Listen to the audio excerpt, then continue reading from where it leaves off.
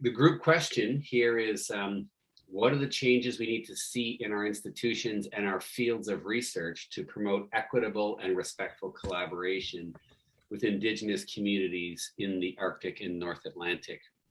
So I guess I'll start out by offering, it's sort of the question I asked at the end of the last section, and Bridie talked about how there's some NRTs at UMaine that are trying to do this.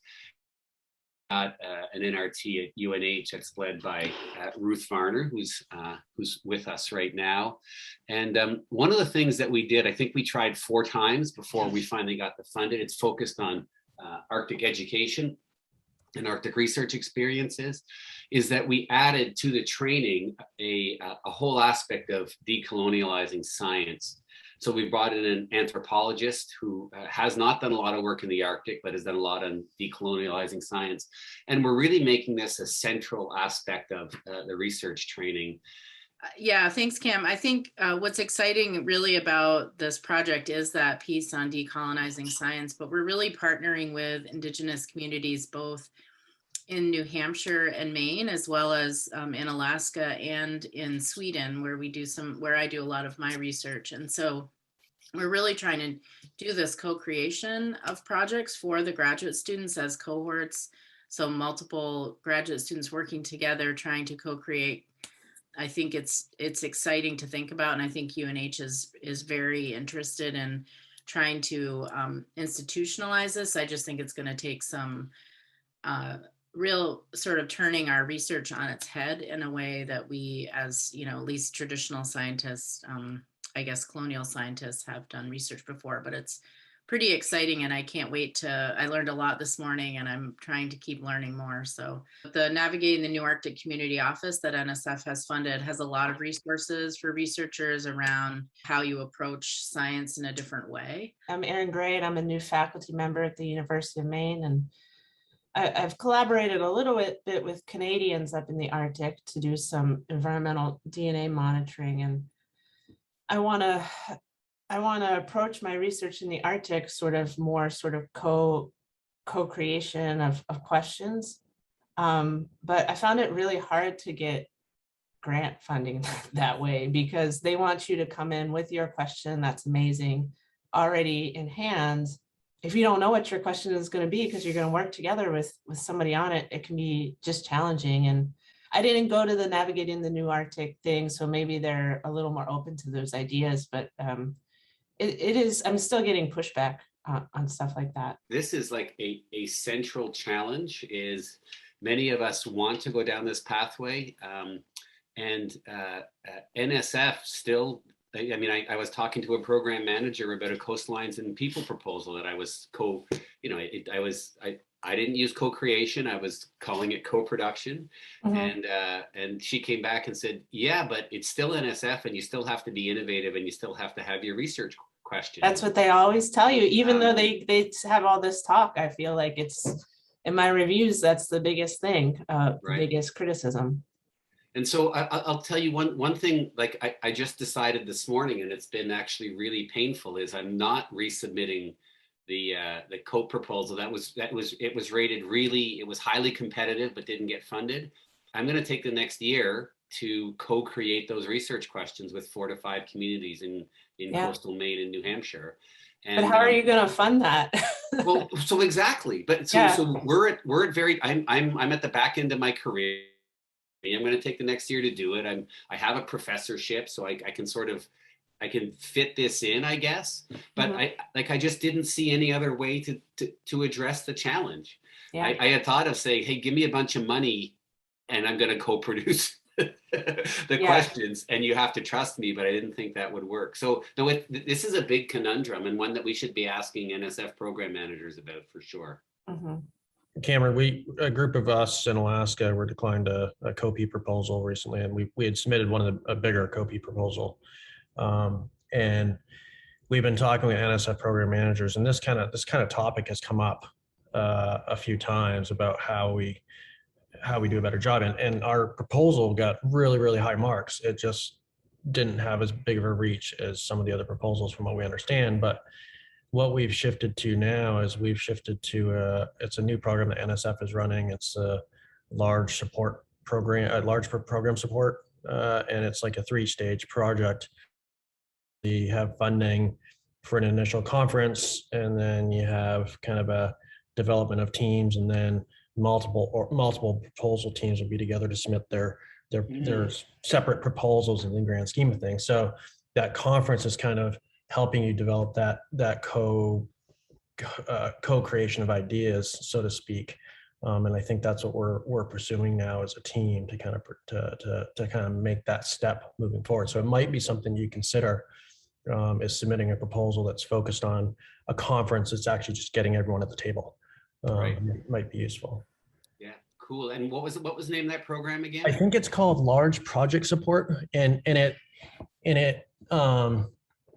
it's a funding mechanism that can be applied to any NSF request for proposal. So it can go to ARCTIC, COPE, Convergence, any of those calls.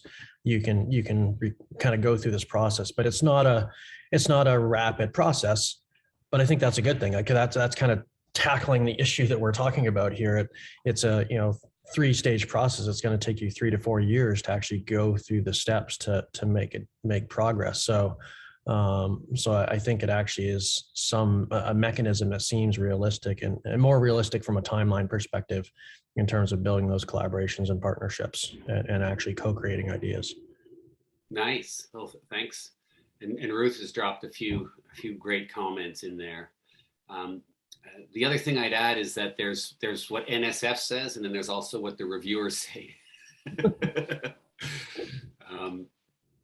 And I know just a little story in this last proposal, I actually set aside, I want to say $150 out of a $4 million budget to specifically grant projects suggested by communities. And only one reviewer commented on it, but it was really positive. And they said, is that really enough money to be giving communities? And I'm like, you mean I could have asked for $500,000? Because I would have if I didn't think you guys would have given me a hard time. But maybe there's some hope there in that there's, I don't think NSF likes pass through a lot, but I guess if it's really supported by a co-production idea, that maybe there's some movement there. Oh, I just said, thanks for the tip. I'll know next time that's not an immediate, no. Well, it's Aaron, it's an N of 1, so be very careful with it. Yeah. So what other changes might our institutions make to promote more equitable and respectful collaboration? Well, as I think the only graduate student, I'm in this awkward place of just kind of existing in a project that has been placed on me. Can you guys hear me? Yep. Okay. Of just kind of, I exist in this colonial project. So I work on one of the ice cores that Cameron went and cored. And so I don't know, I feel like I think it's hard. I think it's very difficult, right? I have 2 years to do anything at this point, and it feels overwhelming from my perspective to try to make any reasonable dent. So I'm enjoying the conversation and listening because you all are in a very different place from me, and your timelines are a lot longer. So, but yours can be someday too, if in a different capacity. So you're in a great place to be learning and starting to think about next phases. Grad school doesn't last forever, and maybe that's the challenge. But on the other hand, thank God, right? Yes. No, so I'm very appreciative of listening, and I'm learning a lot. But I'm also quiet because I'm mostly just in being a sponge and listening for what comes next for me. So. Well, we're running in. I'm teaching this class. It's not an NRT, but it's part of Maine EDNA, which is an F-score funded project in Maine, and we're doing we're co-creating different projects locally in Maine. One of them with a tribe, but some other communities, and we all realize that grad students are not going to be able to form these long-lasting relationships. or they can start forming them, but like, you know, this is more like faculty and like university level that have to put in the work to make these long-standing relationships, and that grad students, hopefully you can just get an idea of what goes into the build them and foster them. So I wouldn't expect you to I wouldn't be too hard on yourself anyways, or any graduate student in this kind of type of thing. So yeah, I was just going to add, I think there's a wonderful opportunity for graduate students in that do the heavy lifting here, but sort of getting engaged and listening and paying attention, maybe encouraging your faculty members to do this more. There's a little bit of managing up, but I think the opportunity really comes from we're as faculty, we're trying to figure as we're flying the plane. Whereas this is the opportunity for you to just like naturally integrate it to what you do in the future. And so I think about how when I came up, like interdisciplinary was chemistry and biology like together. And now, you know, interdisciplinary is sort of, I would imagine, second nature to the classes you're taking, Hannah. And now we have to incorporate this into the sort of that training for the graduate students. So exactly what you're doing, paying attention, listening, getting involved, and then hopefully taking some of these lessons forward so that you fully understand it much more than I think many of us who have been doing it for 30 years can ever. Hey, Sierra, it was great for you to join us. I haven't met you in person, so thanks so much. But I'm wondering from you're at a research institute, I think, right? As opposed to I'm a contractor. I'm not at academia. Right. So yeah, it's a bit different. So I'm wondering if you have some perspectives to share with us, sort of from the contractor perspective. Yeah, well, that's a multitude of sins. So it kind of depends on the context, right? So I guess the part that's straightforward to me is I always know where the money's coming from. I don't get to come up with my own ideas and go to NSF and try to convince them that mine is the best, but so the money part of it's always really clear. And about a third of our work is for Indigenous clients. So when we're doing something that a tribe or First Nation wants us to do, that's a very clear opportunity. There are other times when, like I'm working with the Circumpolar Biodiversity Monitoring Program of the Arctic Council within the CAF working group. And there's a lot of, the bar is being set, the bar is high, the bar is moving. There's a lot of renewed attempts to work better with the permanent participant Indigenous representatives in that group. And that's why I asked about the learning and resources. There's kind of a push-pull when you take largely government in this case, and also academic scientists who have been doing what they've been doing for a while. And on the one hand, you want to get the Indigenous voices telling you ways you might be able to do this better or differently. On the other hand, gosh, that's a lot of work for those people to say the same thing over and over again. And the carrying capacity of an Arctic community to be the hosts, to take that guest host analogy is an interesting one. So for me, though, it comes down to, I work across different projects for different clients, basically. So my long-term relationship is clients. It's got a different dynamic to it, I guess. That's such a good point, Sierra, about sort of going, I guess sort of requiring the community to educate the scientists about what they need and what they want. And I think what happened at the NNA meeting and what we're trying to develop at UNH is to really have these sort of workshops around what decolonizing science means and what it means to engage with communities, but not ask the communities, but educate ourselves first. And so there are organizations, at least for the NNA meeting, they actually, hired an organization that came in to run the workshop, and it's a Native organization that's set up to do that specific thing. And so I think that Native community is okay to ask because that's what they do, and you have a contract with them and they pay, they're right. Really, the money's clear. Pretty serious, it was a pretty serious conversation, and they're able to do that because you're not it's not going to affect your relationship with the community that you're working with. What we're trying to do at UNH is to really develop our capacity to run those kinds of conversations. There are also larger workshops, I know, and I'll look it up and put it in the chat, but that have been running around the US more for probably academia around decolonizing science. I know I have a grad student who's been active in that organization. It's just a bunch of people that are really interested in having that conversation with universities. So I don't think it necessarily costs money to participate, but it might not be the exact kind of thing you're looking for. But definitely there are these sort of professional organizations that's sort of their mission. So they might be some folks you might be interested in. I'll find the name of it and put it in the chat for you. That'd be great. Thank you. So I guess just to sum up two ideas that we've heard, and you're taking notes, right, Seth? So you're going to report out. Yep. So one is I think we have to transform graduate education, and exactly what that is, I think it needs further discussion. But there's some models out there of how we're doing that, and that if we put that on graduate students, we have to take something off their plate as well. It can't be just do more, right? We've all been through graduate school or another, whether we're in it, and we know it's, if we're adding something has to be removed.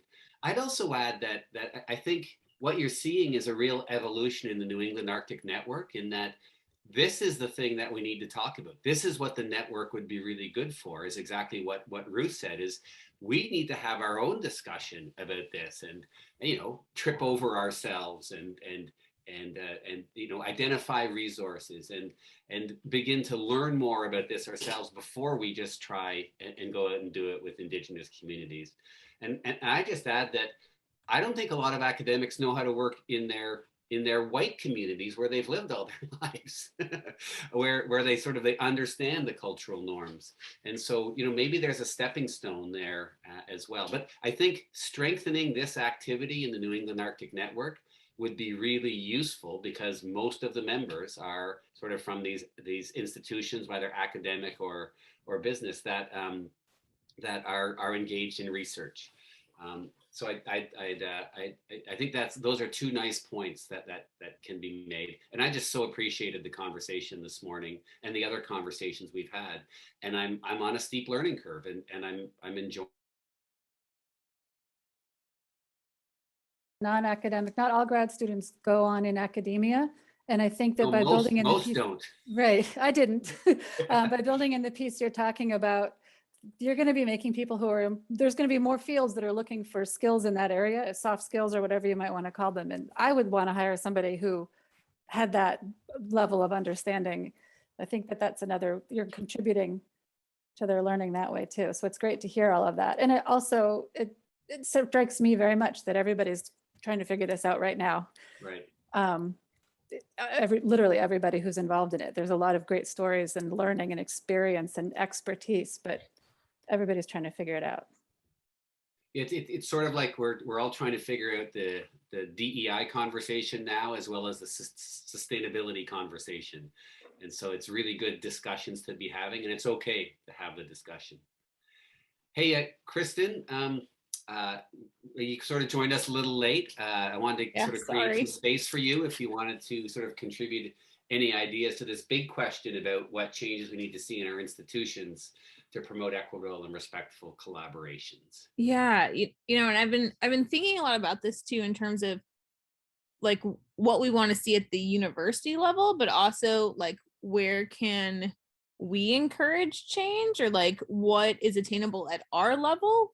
So I've been thinking a lot about this question, and especially the comments that both you and Aaron made earlier about how NSF wants, this really well-formed idea, but we don't have the funding necessarily to do that. And so just thinking about like, well, the last thing that we would want to do is try to approach a partner and be like, oh, can you just do all this work for free? So then hopefully we get some funding and then we can pay you down the line. Like that's not a great way to start a fruitful relationship. It's a pretty great way to end one. And so I'm just thinking in terms of like, where could those funds come from? And maybe they're not, a lot of funds, but maybe it is through things like seed grants, through our universities. I know UArctic had a round of seed grants last year, and we were able to fund 4 small projects. Yeah, Aaron's one of them that we were able to fund. And so maybe, hopefully, Aaron, I'll actually be emailing you. The VPR has a question for you about this, in a good way. But maybe this is something that we try to encourage either in the next round of UMaine Arctic seed grants, or maybe there's other seed grants or other initiatives that could bring together or support this type of relationship building, and maybe even through NEAN. So just thinking of maybe each university that's involved in NEAN, maybe we could put forward a NEAN-wide, seed grant. I don't know, just kind of brainstorming ideas of how we could build these collaborations at a great, humble local scale that then would support a competitive NSF proposal.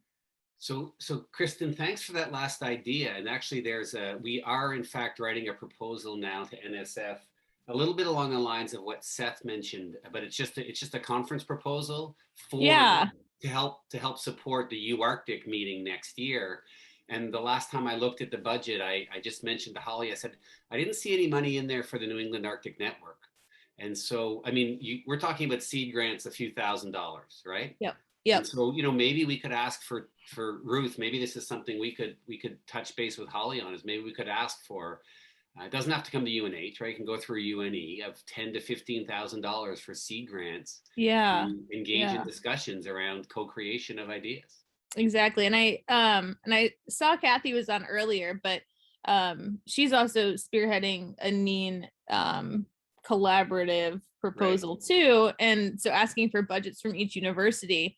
And so that was one idea that I was going to pitch towards, like, forward for her, is that maybe some of the budget could be in creating seed grants, because then it would bring different members from the Arctic Network together to bring in new, like, it would support the overall collaboratory goal. Yep. Fantastic. So yeah, so that's where my mind's been lately, not to take away from all the other great conversations, but more of a how do we keep this momentum going in a funding type of capacity. Yep. So I have to run to another meeting, unfortunately, but I did want to just chime in on something. We at Maine submitted a proposal internally that was being put in front of our congressional representatives, and it was authorized at the House level. And it was about a $20 million proposal, but of that $20 million, we want to suggest about $1 million per year that would actually go towards a consortium of institutions working together, and that money is decided upon across the board by that consortium of institutions to develop ideas that are beneficial for various communities, various seed research, and I could see this type of thing being part of that concept. Thanks, Seth. Do I have to run. That's going to get funded, or is that just? It's early stages. We're resubmitting the concept.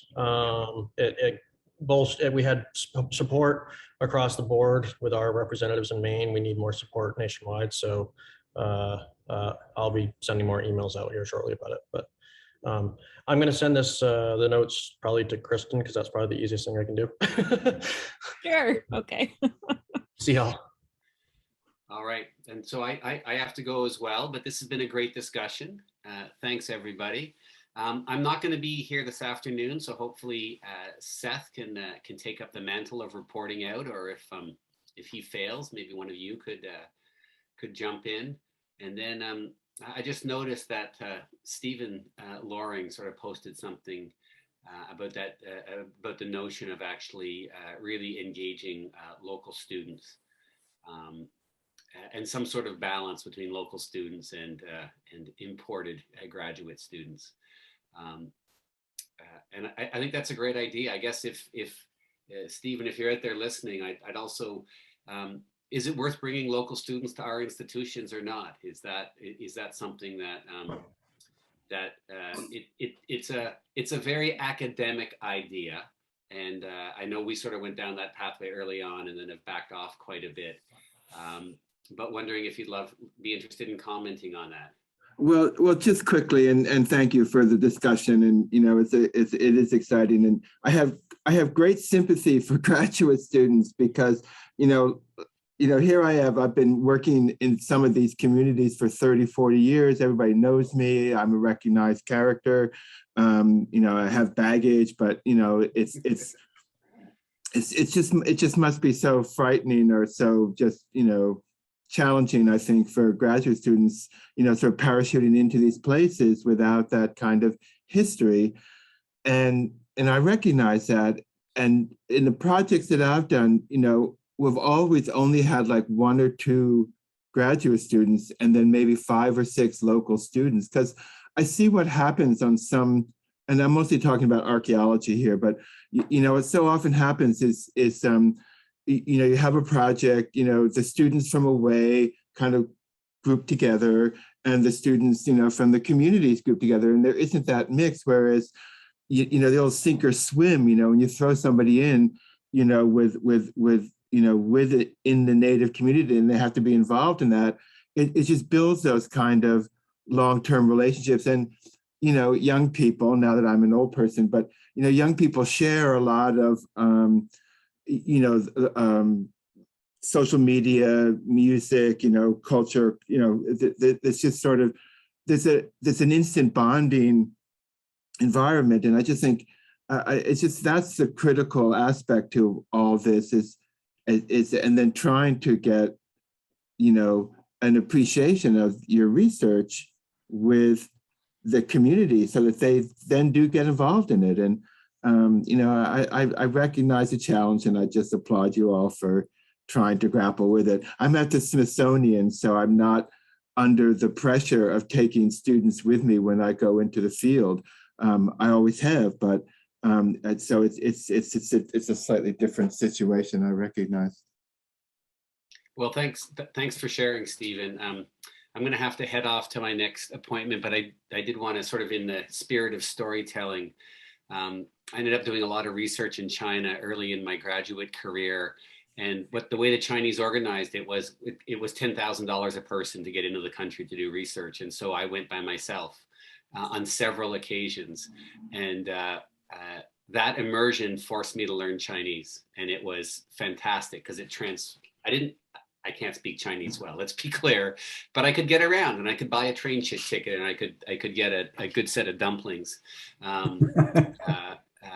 But it transformed my experience because I was amongst the Chinese, and so I had to learn how to navigate it. And I developed wonderful relationships and had great experiences because of it. And actually traveling around China on your own is a totally cool experience.